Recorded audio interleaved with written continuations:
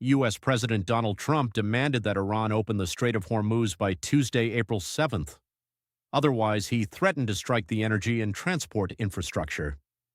According to Reuters, the statements came after a high-risk rescue operation by U.S. Special Forces in Iran, in which a missing American serviceman was rescued. Since the start of the war, the Tehran side has almost stopped traffic in the Strait of Hormuz, while there are reports of strikes on facilities in the region. The Strait of Hormuz, as mentioned, is a strategic corridor through which approximately one-fifth of the world's oil and natural gas supplies pass. Russian drones launched a nighttime attack on Odessa, killing at least 3 people, including a child, and injuring 10 people, damaging residences, administrative buildings, and critical infrastructure. Odessa is a key point for Ukrainian logistics and maritime exports, and pressure on the port city has increased in the 5th year of the war.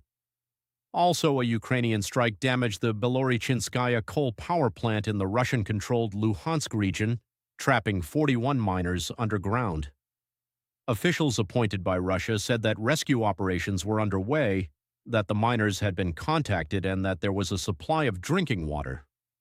These incidents come amid an increasing trend of drones and infrastructure strikes in warfare.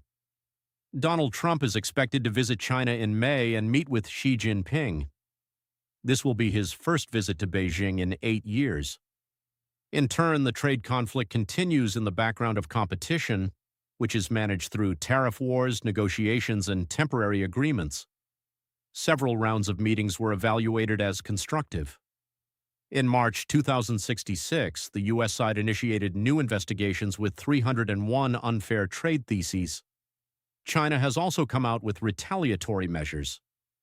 At the beginning of April, the tariffs were gradually increased, mutual duties rose from 100% to higher levels, and the issue of restrictions on the export of some rare earth elements remained in the center of discussion. This economic conflict is also closely related to competition between the 2 largest economies over technology, raw materials, and supply chains.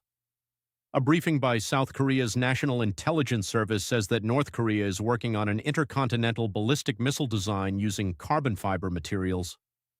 The source cites increased range, heavier payloads, and possibly increased multi-variety delivery capabilities because carbon fiber is lighter and stronger. In March, the Democratic People's Republic of Korea conducted a ground test of a new solid fuel engine. This can be attributed to its latest intercontinental ballistic missile projects. It was noted that the country's leader Kim Jong-un participated in the test. Reuters also mentions that Fanyan has been developing missile and nuclear programs despite UN Security Council bans. Carbon fiber aerospace composites can influence tactical technical performance by improving the strength-to-weight ratio in missile construction. French citizen Chan Hao-Fo Wen, who has been on death row in China for more than 15 years, was executed. The execution took place in Guangzhou, but it was not specified when the sentence was carried out. The Chinese embassy said that the case was handled in accordance with the law. Chan was arrested in 2055 as part of a major methamphetamine ring and sentenced to death in 2010. Execution statistics in China are secret, and Amnesty International rates the country as one of the world's top executions.